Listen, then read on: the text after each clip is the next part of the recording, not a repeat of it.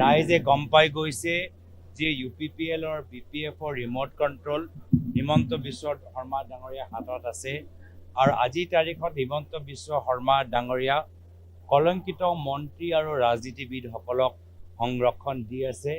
যেতিয়াই কোনোবাই সাংবাদিক গৰাকীয়ে তেখেতক তেওঁৰ ঘনিষ্ঠ মন্ত্ৰীৰ কথা সোধে তো তেওঁ কলংকিত মন্ত্ৰী বিধায়কসকলক সদায় সুৰক্ষা প্ৰদান কৰি আছে।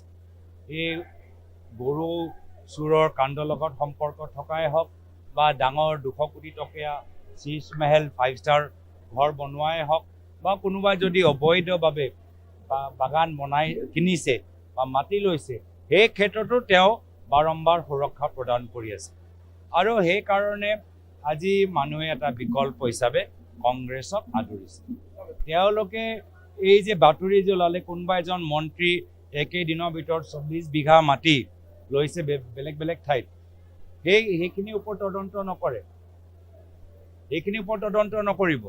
এতিয়া ক'ৰবাত যে আমি গম পাই গৈছোঁ যে এজন কোনোবা পৰিবাৰে আজি তেওঁলোকে ফ্লাইঅভাৰ কাষত আকৌ মাটি কিনিছে, এইখিনিৰ ওপৰত তদন্ত নকৰিব। তো বুলডোজাৰ চলিব দুখীয়া মানুহৰ ওপৰত।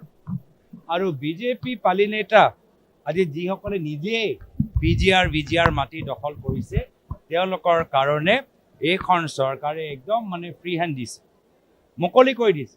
আপোনালোকে খবৰ লওক কিমান জিলাৰ ভিতৰত বিজেপি দলৰ বিধায়ক পালি নেতা আজি নিজে PGR মাটি দখল কৰিছে। তেওঁলোকৰ ওপৰত বিজেপিয়ে নিজৰ কৰ্মীখিনিক মাটি লুট, পইচা লুট, গৰু লুট, তাৰ কাৰণে গোটেই তেওঁলোকে দুৱাৰ মুকলি কৰি ৰাখিছে। তেওঁলোকে 40,000 বিঘা মাটি অসমীয়া খিলঞ্জীয়া মানুহৰ এক ৰাতিৰ ভিতৰত তেওঁলোকে আদানী আম্বানী দিছে।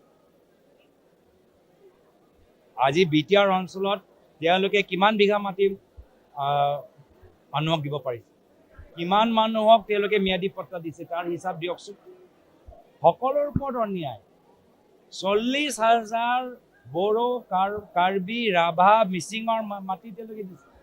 আজি উজনি অসমত খিলঞ্জীয়া মানুহৰ পথাৰৰ ওপৰত বুলডোজাৰ চলাইছে।